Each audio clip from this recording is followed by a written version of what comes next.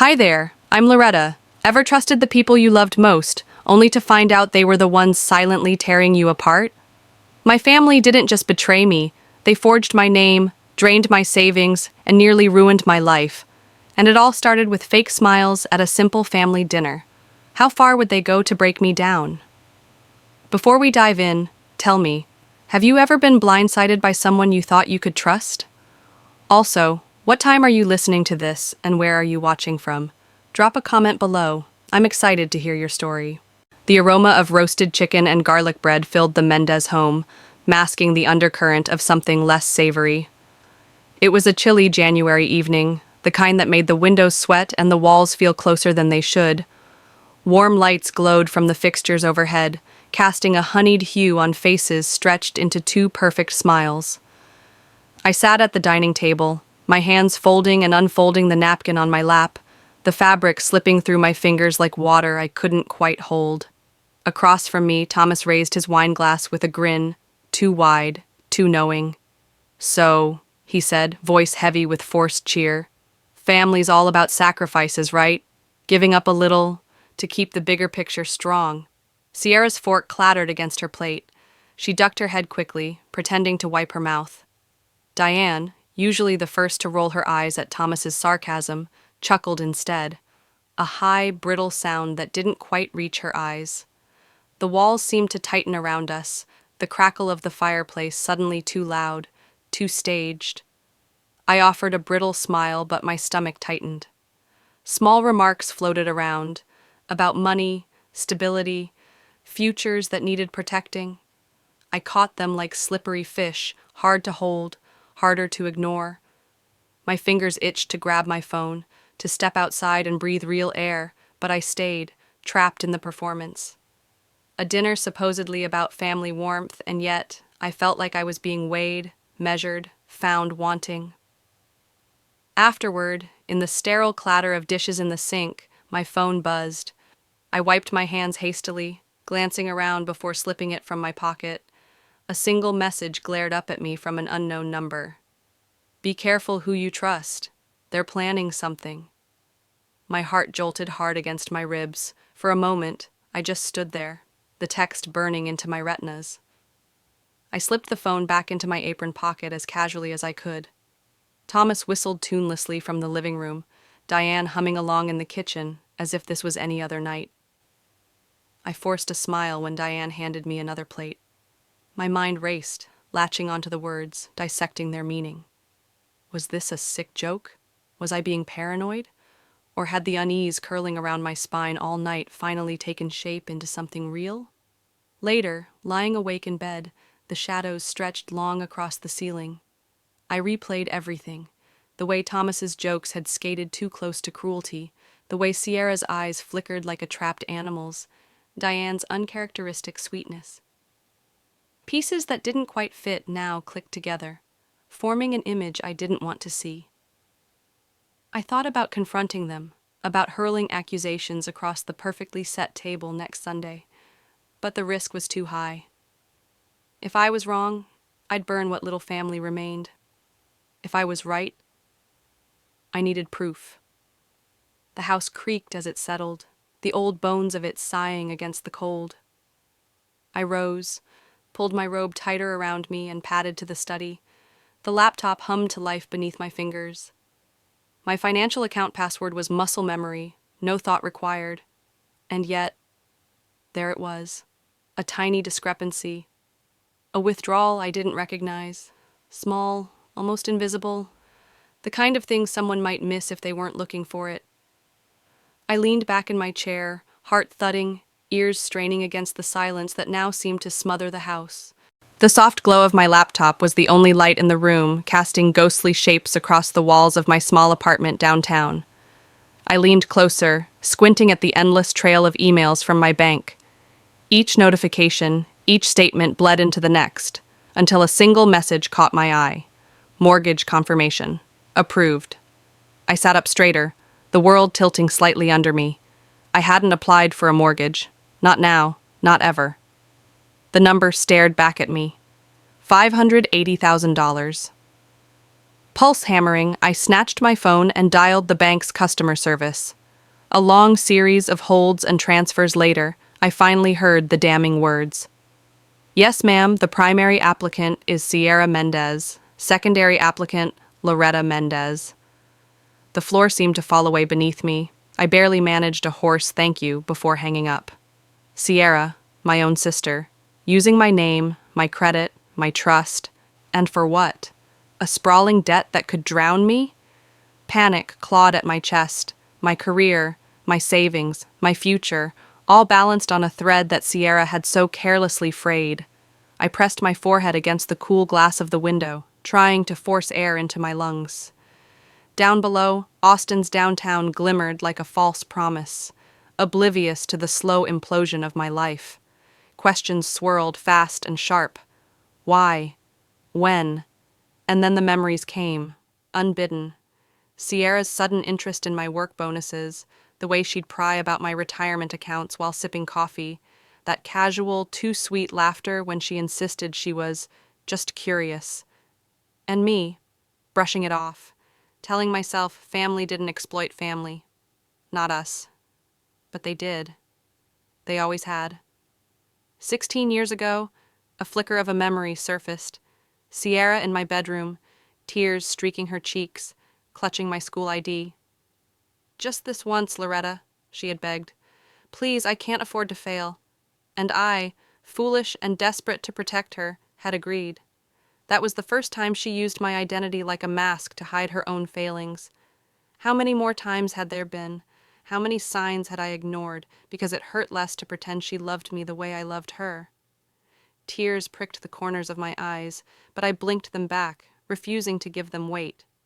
I turned back to the screen, rereading the loan details until the numbers blurred. This wasn't a mistake. This wasn't a one-time lapse. This was betrayal. Cold, calculated, and personal. The reflection in the window caught my eye, hollowed cheeks, wide, disbelieving eyes. The phone trembled in my grip, options swirling. Confront her?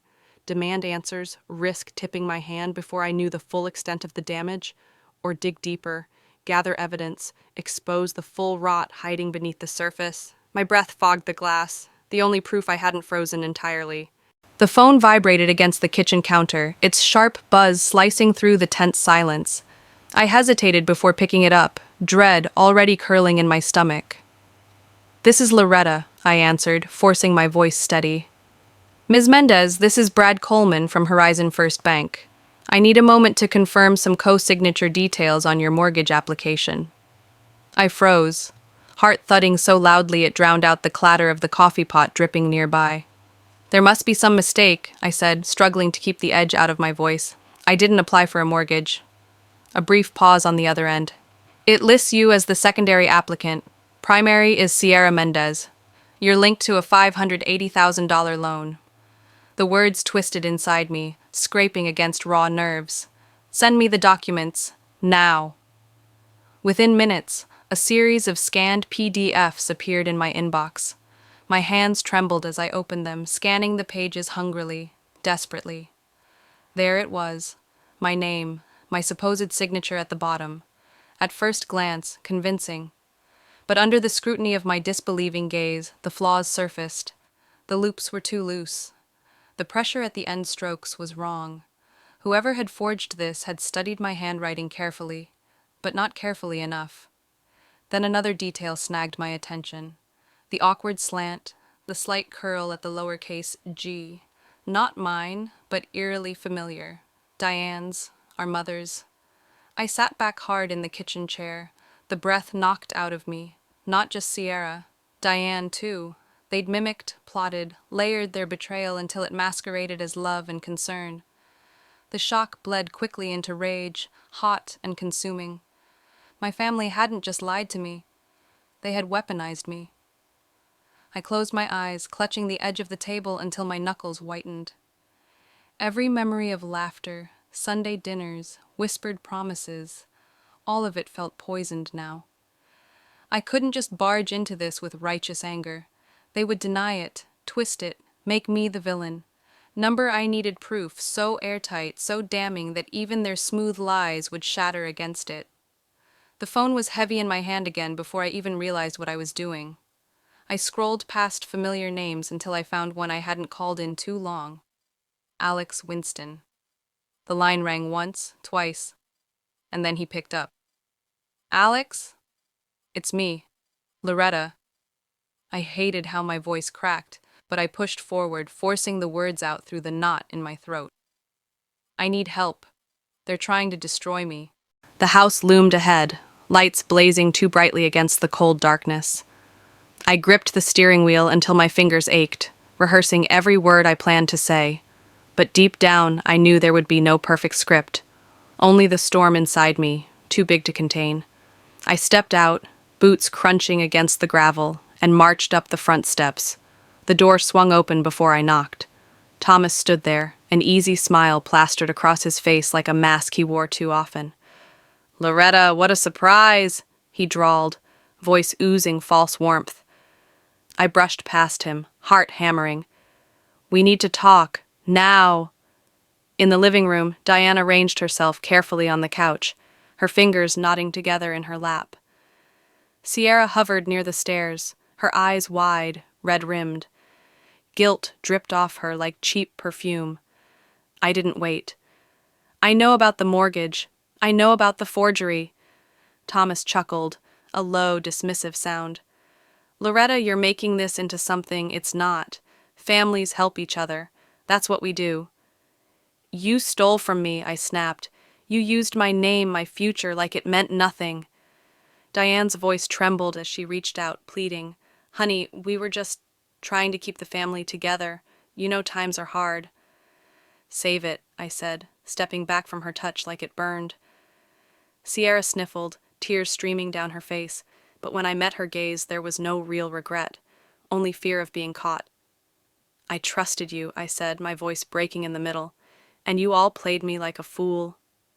Thomas waved a hand as if swatting away a minor annoyance. "You're overreacting. It's not the end of the world." I laughed, hollow and sharp. "It's identity theft, Thomas. It's fraud. You think you can sweep that under the rug with Sunday dinner and fake apologies?" Silence stretched, tense and ugly. I could see it now, how little my pain meant to them compared to their comfort. Later, as I pulled my coat tighter around me and stormed toward the door, someone caught my elbow. It was Harper Cole, older now, grayer, but his eyes held the same wary glint I remembered from years ago. "Walk with me," he said under his breath. Outside, the cold hit like a slap. Harper leaned in close, voice low. "This isn't the first time, Loretta. Years ago, Thomas had me cover up shady deals. Minor, compared to this. I kept quiet. I regret it." I stared at him, the final pieces snapping into place. "They were always like this," I whispered. "I just never wanted to see it." Harper gave a grim nod. "You can't stop them with words. You'll need real ammunition." As he walked away, disappearing into the dark, I stood rooted, shaking. 16 years ago, I caught Sierra cheating on a math exam using my ID. I'd laughed it off then, thinking it harmless. I hadn't realized it was a blueprint for everything that followed. The facade of my family crumbled around me, leaving only dust and betrayal. I pulled my phone from my pocket, craving some small tether to reality. It buzzed just as my thumb hovered over the screen. A new anonymous message blinked into view. "They're planning their next move. Be ready." I sat across from Alex Winston in the dim corner of a tiny coffee house downtown, my hands wrapped around a mug that had long since gone cold. The smell of burnt espresso and old wood filled the air, clinging to my nerves like static. Alex spoke calmly, breaking down options, credit freezes, fraud alerts, reporting to the authorities. Each word felt heavy, as if they might crack the fragile resolve I barely held together.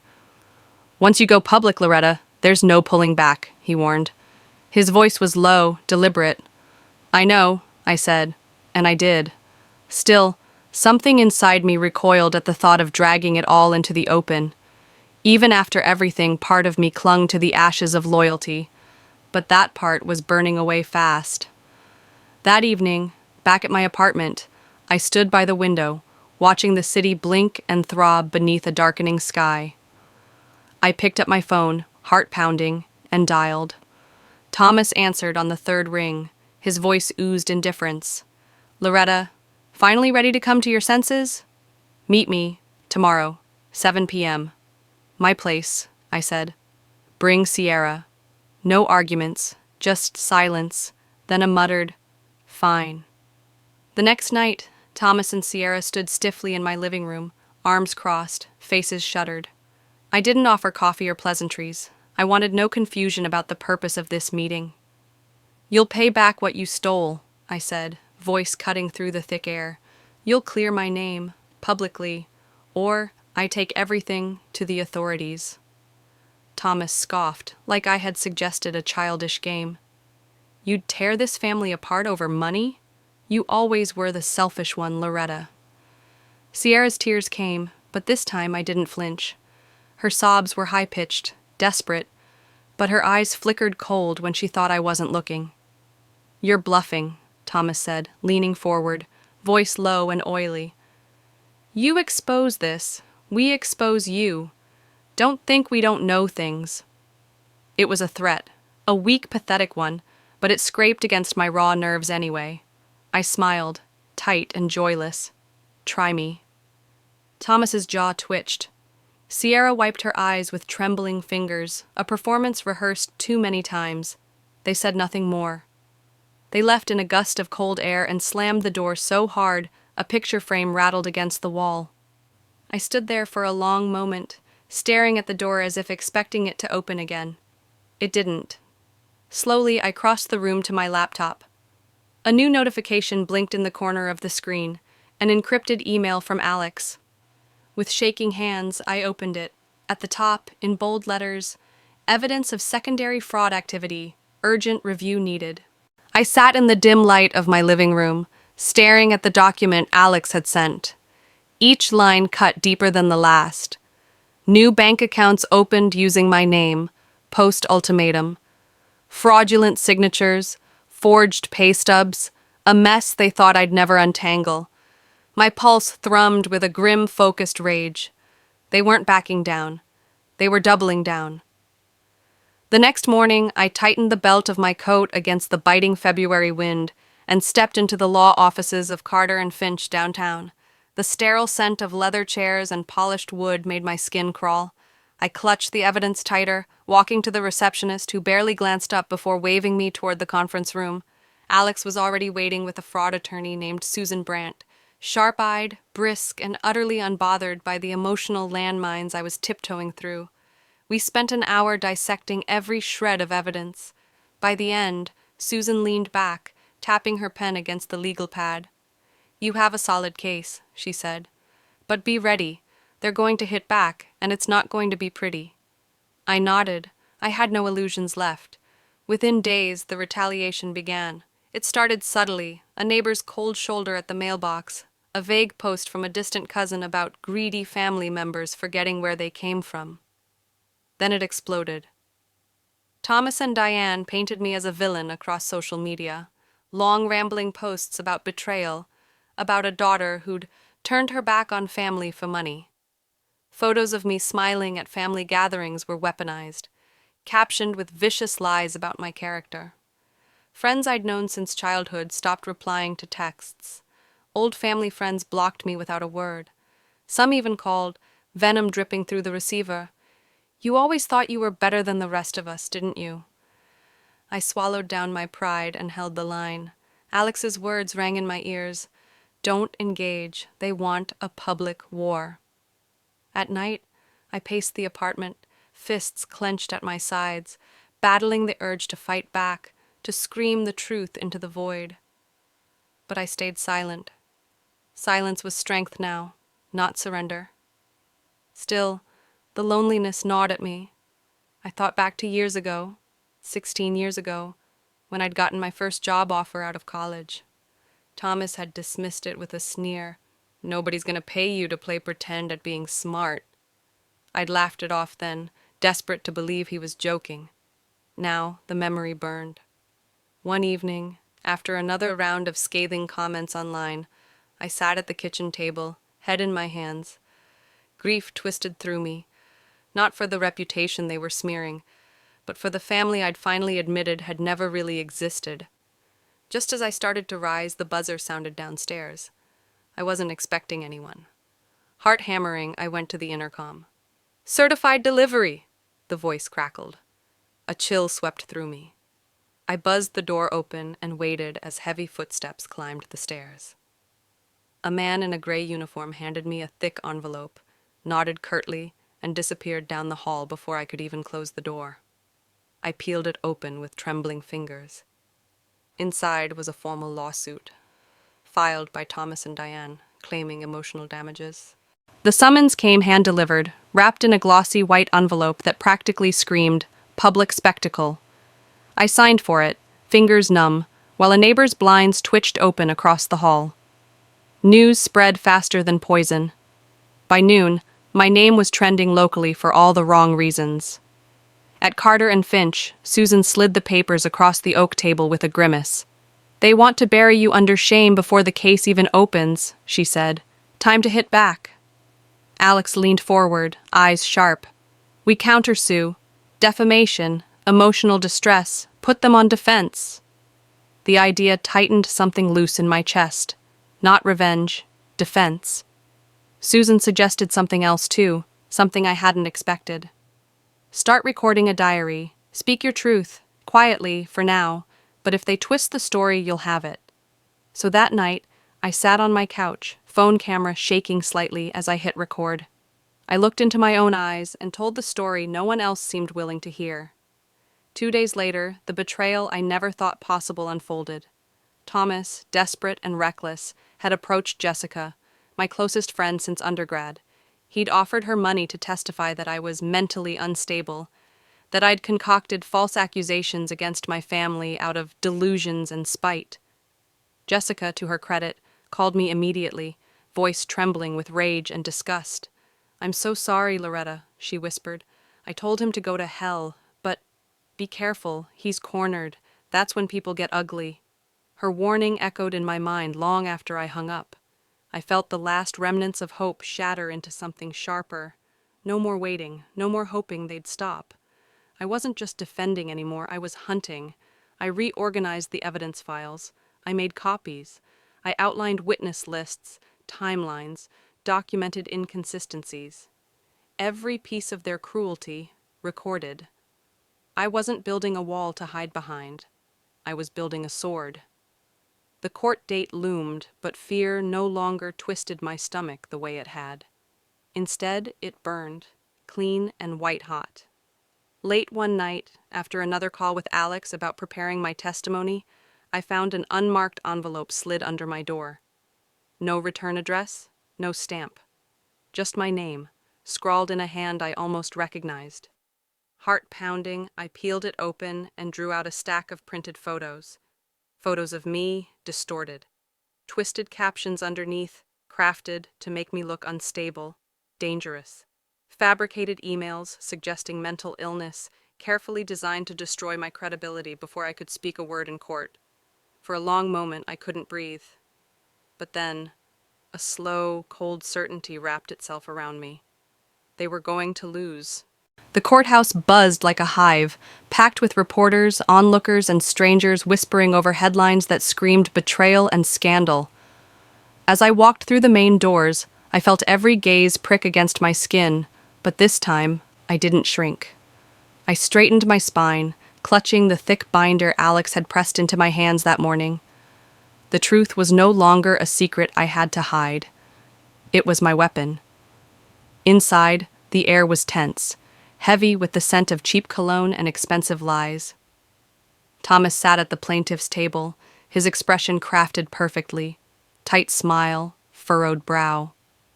The picture of a wounded father betrayed by his daughter. When my name was called, I rose, steady and deliberate. My hands were cold, but my voice didn't shake. I detailed the forged signatures, the financial sabotage, the manipulation. I laid every sordid fact bare before the judge, the jury, and the world. Thomas tried to object, feigning heartbreak. He leaned into the microphone, trembling with false sincerity. She's confused. We only wanted to help her. She's not well. But then Alex stood, the final blow clenched in his hand. "We submit new evidence, Your Honor," he said, voice cutting through the courtroom murmur. A set of emails, hidden until now, scrolled across the screens. Proof that Thomas had orchestrated fraudulent accounts in my name years earlier, tying me to debts I hadn't incurred, quietly controlling every aspect of my life without my knowledge. A gasp rippled across the courtroom. Even the judge's face tightened. Thomas's mask cracked, first a flicker, then a full collapse. He barked at his lawyer, fumbled with papers, sputtered excuses that no one believed anymore. Every eye in the room watched him unravel, and for the first time, they truly saw. Outside, the media exploded. Headlines turned savage overnight. News vans camped outside the courthouse, and anchors rattled off phrases like calculated deception and bravery against family betrayal. Articles praised me not for being perfect, but for fighting back. Walking out of the courtroom into the bright Texas sun, I felt a strange lightness I hadn't known in years. It wasn't the system that saved me. It was me. It was every decision to stand, every refusal to stay silent, every ounce of grit I thought had long since been ground down. I exhaled, slow and shaking, watching flashes from the reporters' cameras ignite across the courthouse steps like tiny fireworks. But as I descended the stairs, something pulled at the edge of my awareness. Across the street, under the shade of a bare oak tree, a figure stood watching. Not a reporter, not a friend, someone else, face hidden, body still. The hairs at the back of my neck rose. It wasn't over yet. My new apartment smelled faintly of fresh paint and cardboard. Light poured through the wide windows, dancing off the bare wooden floors. Boxes sat unopened in corners like patient sentinels, but for once, the silence didn't press on my chest. It gave me space to breathe. I walked slowly from room to room, fingertips grazing the cool walls, trying to stitch myself into this unfamiliar peace. Freedom had a price. I felt it in every hesitant breath, every cautious glance over my shoulder. The battles had hollowed something out inside me, leaving a vacancy I wasn't sure how to fill yet. But even emptiness was better than the lies I had lived under for so long. I'd chosen this. I had fought for it. Late one afternoon, as I sifted through mail on the counter, a pale envelope caught my eye. No return address, no handwriting I recognized. I slid a knife under the seal, hands steady even as my heart stuttered. Inside, a single piece of paper, typed words, sterile and cold. Just because you survived him doesn't mean you're safe. Some debts never die. There was no signature. I stared at the message, the chill sinking deeper than the thin spring air around me. It wasn't from Thomas. I knew his cowardice too well. Someone else, a friend he'd poisoned, an enemy he had left behind. Freedom, it seemed, wasn't a clean break. It was a battlefield that extended beyond courtrooms and verdicts, stretching into the quiet corners of everyday life. Later that week, I wandered into a small suburban park tucked between two sleepy streets, drawn by the laughter of children and the creak of old swings. The breeze smelled of wet grass and fading winter. I sank onto a bench near the edge of the playground. Watching young families weave effortless stories of belonging, I was still learning to believe in again. A man about my age sat on the next bench, scribbling in a battered notebook. At one point, he caught my gaze and smiled, a small, honest thing. "First warm day in a while," he said casually. "Yeah," I replied, surprised by how natural my voice sounded. "Feels like the world's trying to remember how to breathe again." He chuckled. "Maybe we're all trying." That moment didn't promise anything. No sweeping redemption, no easy fixes. Just a reminder that connection was still possible, even after trust had been torn so savagely apart. As the sun sagged low, painting the sky in bruised purples and gold, I stood up, stretching toward the fading light. For the first time in a long while, the ache in my chest didn't feel like a warning. It felt like room. I whispered to no one in particular, "I'm still standing." A sharp buzz rattled from the pocket of my jacket. I pulled out my phone, Unknown number flashing against the glass. I hesitated, thumb hovering over the screen. Link to next chapter. Loretta's hand hovered over the phone, her heart thudding against her ribs. Looking back on everything, I realize now that survival isn't just about walking away. It's about reclaiming your voice when others tried to bury it. No matter how deeply betrayal cuts or how long the silence stretches, we each hold the power to choose ourselves, over and over again. Healing isn't linear, and trust may never look the same again, but peace. Peace is built brick by careful brick, even after devastation. What about you? Have you ever had to walk away from people you thought would stand by you forever? Or maybe you're still fighting your way toward freedom. I'd love to hear your story. If this video touched your heart, please comment 1 below or let me know where you're watching from. And if you didn't connect with it, I'd genuinely love to hear why. Your voice matters too. If you enjoyed this story and want more journeys of resilience and redemption, please subscribe to the channel so you won't miss what's coming next. Your support means the world to me.